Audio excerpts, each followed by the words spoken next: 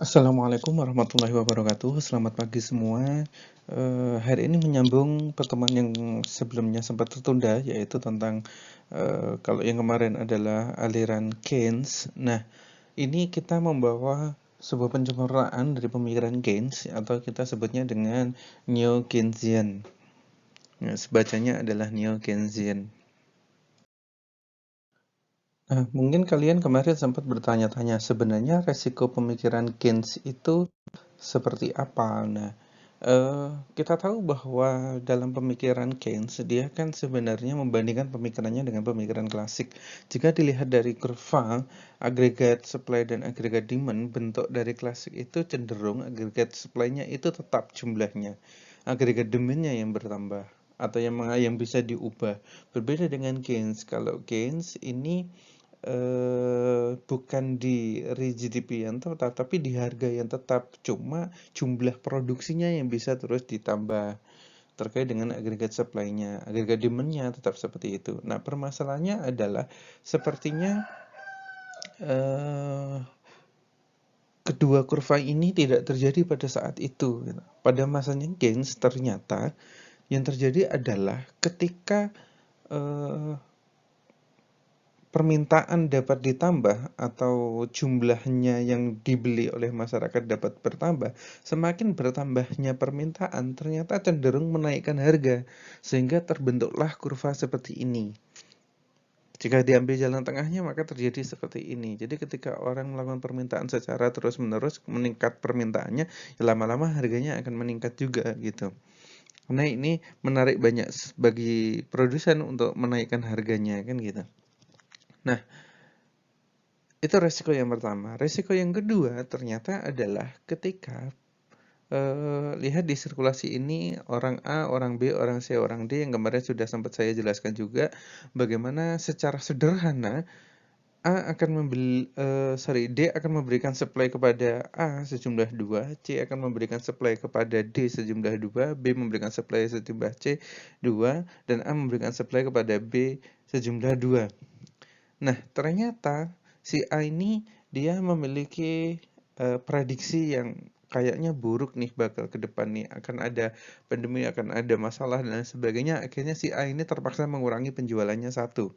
Ketika si A mengurangi pembeliannya satu. Nah, ketika A mengurangi pembeliannya satu, si D pun mikir, waduh penjualanku kenapa turun? Akhirnya dia pun membeli dari C juga dikurangi, si C juga mengurangi pembelian dari si B, dan si B dikurangi pembeliannya dari si A. Nah, pada saat si B mengurangi pembeliannya A, yang awalnya 2 menjadi 1, akhirnya A pun dia dengan bangganya mengatakan bahwa, loh tuh kan apa prediksi saya? Prediksi saya tepat.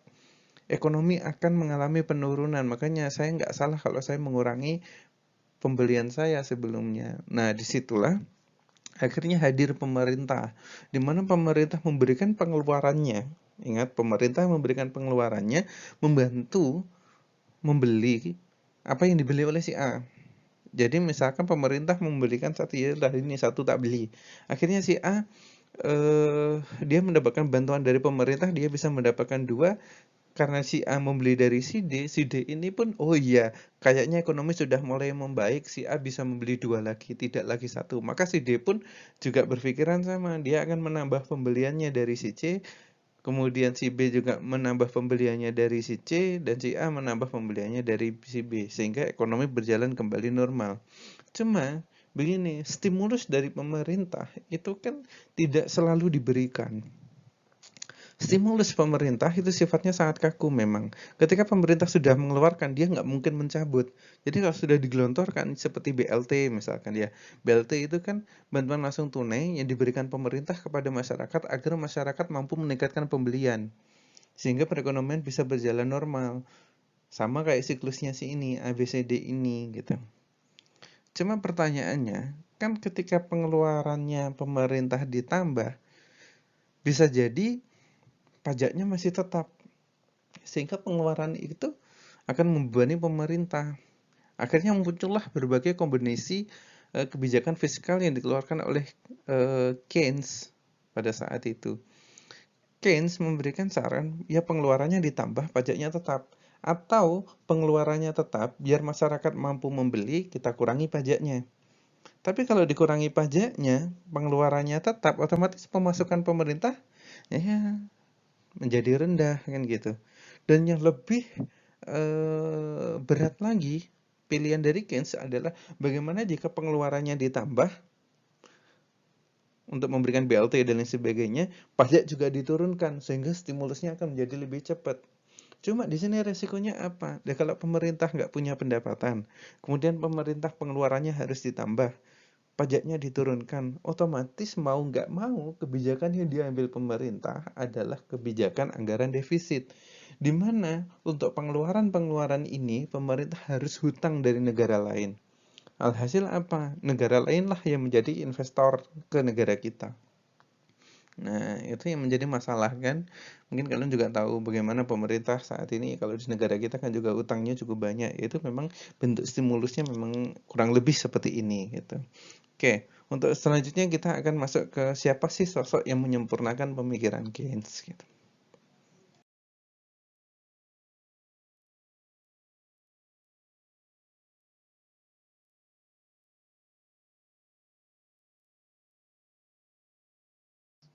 Pemikiran John Maynard Keynes itu dia berkembang di Inggris.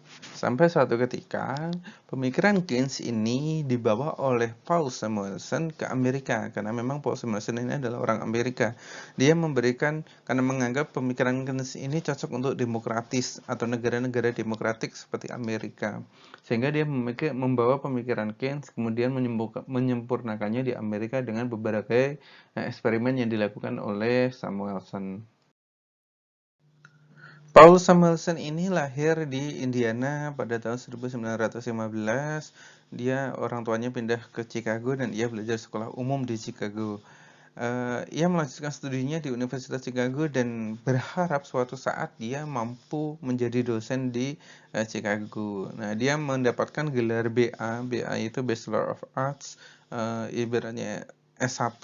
Dia lulus dari S1 itu usia 20 tahun. Lalu ia mengambil kursus ekonomi dan disitulah dia belajar bahwa matematika itu penting untuk menunjang ilmu ekonomi. Dia pada saat itu sangat ingin melanjutkan studi ke Chicago, tapi karena beasiswanya tidak dapat dia ambil, maka akhirnya dia memilih melanjutkan kuliahnya di Harvard University dan akhirnya dia mendapatkan gelar PhD di sana. Nah, untuk selanjutnya ini adalah beberapa ulasan singkat dari kehidupan John Maynard Keynes yang tidak kita dapatkan dari mungkin tidak akan kalian dapatkan dari bukunya Deliarnov maupun buku dari Sumitro. Nah, ini cukup kalian baca saja, saya tidak akan membacakannya sampai ke isi pemikirannya.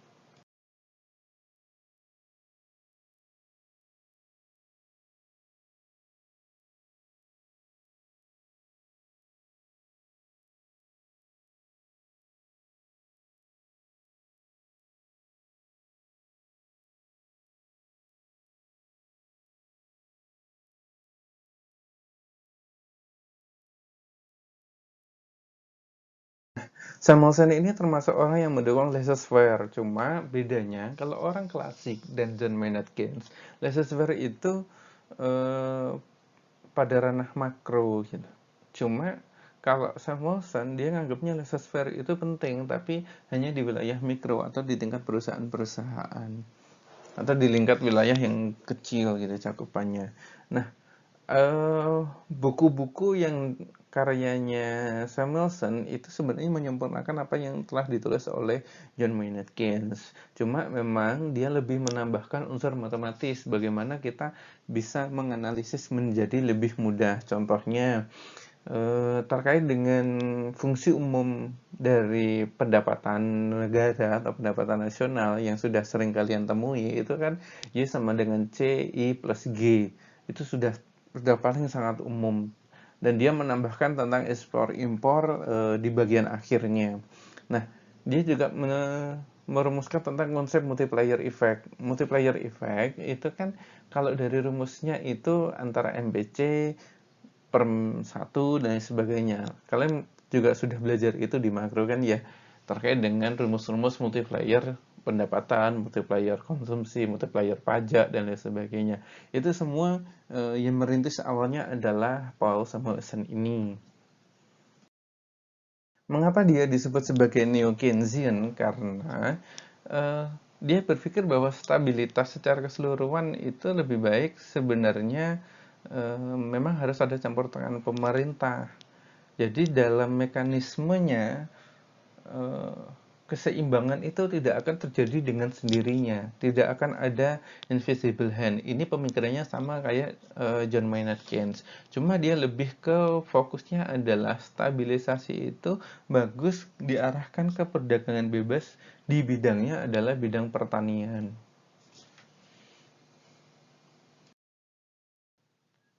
Nah, pemikiran Samuelson ini memang cenderung pada kebijakan fiskal yang dia mengkombinasikan berbagai kebijakan-kebijakan terkait dengan upaya pemerintah dalam menstabilkan perekonomian. Dia juga menciptakan salah satu teorinya yaitu paradoks penghematan, di mana semakin menghemat maka tabungan akan semakin berkurang. Ini kan berkaitan dengan semakin Anda hemat maka konsumsi Anda akan menjadi rendah, dan pada saat itu agregat permintaannya juga akan turun. Nah, ketika agregat permintaan turun ini tidak mendukung perusahaan-perusahaan untuk meningkatkan produksinya, sehingga orang pendapatannya juga lama-lama akan turun. Nah, ketika tabungannya berkurang karena menghemat, rata-rata tabungan ini bocornya bukan untuk investasi, tapi bocornya lebih ke konsumsi pribadi. Kayak gitu. Maka dia juga mendukung investasi sebenarnya, si Samuelson ini. Dan dia juga mendukung bahwa pajak progresif itu mengandung efek redistribusi yang baik untuk perekonomian, sehingga pajak itu tidak dihantam sama ke semua orang, tapi sesuai dengan kemampuannya. Misalkan terkait dengan pajak penghasilan, semakin tinggi pendapatannya, maka pajaknya juga semakin tinggi harusnya. Dua kebijakan yang ditawarkan oleh Samuelson ini rata-rata memang untuk memulihkan ekonomi. Nah, ada dua cara. Jika di penjelasan awal saya, rata-rata memang arah dari Samuelson ini adalah untuk menaikkan konsumsi, tapi perlu juga kebijakan fiskal itu digunakan untuk memulihkan kepercayaan bisnis. Di saat krisis itu pemerintah harus sudah mulai membantu para pengusaha, bukan hanya konsumen saja. Kalau membantu masyarakat untuk membeli seperti bantuan langsung seperti itu bisa meningkatkan konsumsi, tapi itu tidak meningkatkan optimisme dari pengusaha. Nah, pengusaha untuk meningkatkan optimisme mereka ya rata-rata kurangi pajaknya gitu, kurangi pajaknya, sama seperti yang saat ini mungkin pemerintah Indonesia lakukan ketika menghadapi krisis karena pandemi saat ini. Kan yang dilakukan oleh pemerintah yang memberikan bantuan langsung secara tunai, tapi tidak dalam bentuk uang kalau saat ini kan gitu, dalam bentuk barang misalkan di DKI dan lain sebagainya. Tapi di sisi lain pemerintah juga harus menaikkan optimisme perusahaan. Nah, saat ini yang sudah dilakukan pemerintah itu adalah pemotongan pajak, di mana perusahaan-perusahaan yang terdampak oleh pandemi COVID ini dia dibebaskan pajaknya untuk di bulan April. Nah, itu memberikan optimisme tinggi pada perusahaan-perusahaan. Nah, terakhir yang saya lihat dari beberapa forum diskusi ekonomi, perusahaan-perusahaan itu atau pengusaha-pengusaha itu masih menuntut bantuan lagi dari pemerintah, kebijakannya yaitu terkait dengan penurunan suku bunga untuk pinjaman, sehingga bank itu akan lebih mudah memberikan pinjaman kepada perusahaan-perusahaan yang terdampak oleh pandemi COVID ini. Itu memang bentuk-bentuk kombinasi kebijakan yang sejalan dengan pemikiran Paul Samuelson. Ini adalah salah satu dalil yang dikeluarkan oleh Samuelson yang cukup terkenal, yang bunyinya adalah meski tabungan bisa membuka jalan menuju kekayaan bagi individu tertentu, namun jika suatu bangsa secara keseluruhan memutuskan untuk lebih banyak menabung daripada investasi, maka yang terjadi adalah resesi. Dan resesi ini akan menyebabkan kemiskinan bagi semua orang. Ekonomi lesu, pada akhirnya tabungan tadi akan bocor untuk digunakan untuk konsumsi. Sama kayak hari ini, statusnya ketika terjadi pandemi seperti ini, banyak orang yang pada akhirnya karena perekonomian mulai lesu, mereka menggunakan tabungan mereka untuk konsumsi gitu. Sedikit orang yang berusaha untuk bertahan lepas dari masalah kelesuan ekonomi ini dengan memutar uang tabungannya untuk membuka bisnis baru atau bisnis yang bisa dilakukan dari rumah. Pemikiran Samuelson berikutnya adalah terkait dengan teori konsumen, di mana dia berpikir bahwa sebenarnya konsumsi masyarakat itu bisa dilihat preferensinya. Sebenarnya masyarakat itu lebih cenderung ke arah mana konsumsinya. Dari preferensi konsumen itulah kita bisa mengeluarkan berbagai asumsi-asumsi terkait perilaku konsumen, dan itu berdampak baik pada bisnis atau usaha, di mana seorang pengusaha itu selalu membaca preferensi konsumen. Konsumen itu kecenderungannya konsumsi produk seperti apa. Nah, itu yang akan diproduksi oleh perusahaan, dan itu menjadi pasar memang yang seperti itu. Saya akan memberikan contoh bagaimana preferensi konsumen ini dapat menjadi suatu analisis. Ingat bahwa preferensi konsumen ini sebenarnya cenderungnya tetap, sehingga ketika kita melihat preferensi konsumen, konsistensi itu akan menjadi eksperimen yang baik untuk bisnis kita. Contoh kayak gini, kalau kita sajikan ada 3 produk, maksud saya 3 produk yang sama ini ya, katakanlah burger satu paket dengan minumannya, yang harganya sama disajikan oleh beberapa toko yang berbeda. Misalkan antara Burger King, Mr. Burger, dan Burger Chandra, misalkan kayak gitu. Kalau harganya sama-sama 20.000, orang pasti akan cenderung memilih Burger King. Sehingga preferensi ini akan memberikan gambaran pada kita sebagai seorang investor misalkan, atau kita mau bisnis, maka kita akan memilih, yalah kalau kayak gini mending kita ambil franchise-nya adalah franchise-nya Burger King kalau kita mau bisnis gitu. Ya sama juga ketika kita punya produk di toko, kita punya toko katakanlah retail kayak gitu. Nah, kita bisa melihat preferensi konsumen itu terhadap produk. Misalkan mie instan, apa yang sering diambil mie instan, pada produknya banyak, harganya cenderung sama, beras, gula, dan lain sebagainya. Sehingga ketika kalian membuka bisnis misalkan seperti SRC itu ya, kalau kita tahu toko-toko retail yang di sekitar rumah kita, SRC itu akan ramai ketika kalian bisa membaca preferensi konsumen. Di antara produk-produk ini, konsumen akan cenderung mengambil mana. Nah, itu yang kita sajikan dalam toko retail kita. Maka bisnis ini akan jalan. Ingat loh, Cah, kalau kita mau belajar bisnis, memang sebenarnya tidak hanya satu saja. Misalkan kalian mau buka wirausaha kuliner gitu. Enggak itu saja. Kalau mau bisnis, jalannya banyak sekali. Jalannya banyak. Kalian perlu membuka mata bahwa bisnis itu tidak hanya makanan, atau mungkin kalau kalian jualan jilbab, jualan ini, itu preferensi konsumen akan bisa kita gunakan untuk bisnis seperti itu. Samuelson juga mengeluarkan teori tentang perdagangan bebas, di mana teori ini menguji konsekuensi ekonomi dari perdagangan bebas dan proteksi. Si Samuelson ini berpikiran bahwa jika orang sulit untuk bermigrasi dan bahkan bila sulit bagi modal untuk berpindah ke seluruh dunia, misalkan modal dari negara A berpindah ke negara B dalam bentuk investasi, misalkan, dan mereka mencari pengembalian yang lebih tinggi, maka perdagangan bebas akan membuat pendapatan jatuh pada faktor produksinya, di mana nanti faktor produksi ini di beberapa negara itu akan cenderung sama. Saya akan menjelaskan dalam ilustrasi berikut ini. Nah, contohnya gini. Ada produksi keripik kentang di Amerika dan di Prancis, di mana kedua negara ini memproduksi keripik kentangnya dengan manual, bukan mesin atau handmade. Nah, tapi upah harian di sana itu berbeda, di mana upah di Amerika $20, sedangkan upah di Prancis hanya 15 US dollar. Tentu harga Prancis karena dia upahnya lebih murah, dia bisa membuat harganya menjadi lebih murah. Sehingga harga keripiknya menjadi lebih murah akan bisa bersaing di pasar Amerika.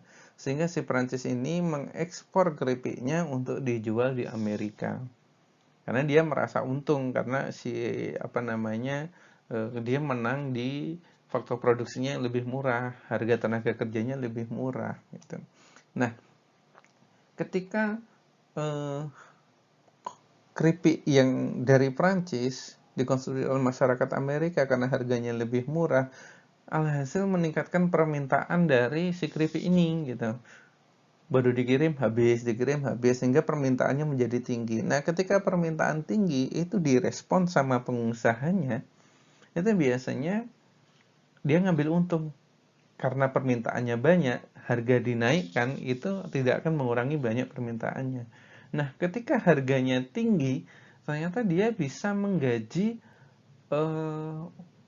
karyawannya tidak lagi 15 USD, tapi bisa sama 20 USD gitu. Nah, jika seperti ini, maka harga faktor produksinya antara tenaga kerja yang ada di Amerika dan di Perancis ujung-ujungnya akan sama 20 US dollar. Ini yang difikirkan oleh Samuelson. Begitu juga yang terjadi di Amerika ketika